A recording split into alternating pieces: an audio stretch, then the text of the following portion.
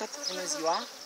Vreau să vă prezint astăzi ramele din plastic cu fagure din plastic, modelul pe care îl folosește și domnul Dan Mărgărit în Canada. Singura excepție este că în Canada dânsii primesc fagurii cu ramele de gata texturate cu un strat subțire de ceară. La noi în România, din păcate, nu le putem aduce cu ceară gata texturate în prezent. Această muncă trebuie să o facă stuparul. Am încercat să dăm și cu puțin sirop, dar din păcate cu sirop nu le clădesc așa de uniform. Aici puteți observa că este clădită pe ambele fețe destul de frumos. Rama are aproximativ 4 zile de când este băgată și suntem în plin cules la floarea soarelui. Se observă că albinuțele o iau în lucru destul de bine. Vreau să vă mai prezint una în care matca a început și să ponteze.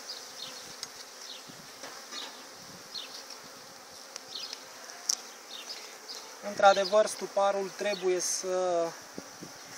la ramele din margine care se pun, stuparul trebuie să întoarcă rama.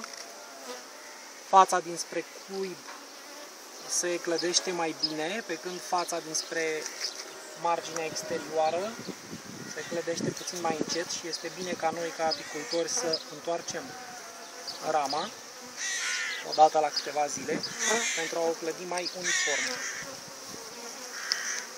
Pe această ramă, după cum se observă, matca a depus și pontă. Această ramă este o ramă pe care am pus-o cu sirop la început.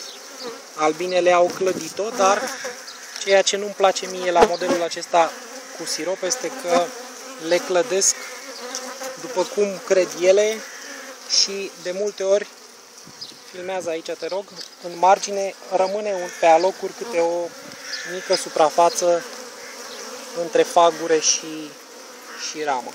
De asemenea, puteți observa pe partea cealaltă, cum vă spuneam, că au început să clădească un pic, dar aici nu am dat decât cu sirop. Siropul l-au mâncat și nu au clădit. De aceea vă recomand să dați cu pensula sau cu trafaletul un strat subțire de ceară, să fie puțin texturate. Aceste rame au ca avantaj faptul că nu mai avem nevoie de cuie sau de sârmă și nici nu se vor rupe la centrifugare. Sperăm ca pe viitor să aducem la vânzare și rame gata texturate cu foiță de ceară. În prezent, aceste rame de 1 pe 1 le găsiți pe site-ul prisacadobroja.ro la un preț de 9 lei bucata, ramele de pe 1 pe 1. Există și de jumătate și de 3 pe 4. Le puteți comanda pe site-ul nostru prisacadobroja.ro. Așteptăm să mai clădească fetele și vom reveni cu mai multe filmulețe în săptămânile care urmează. Vă mulțumim!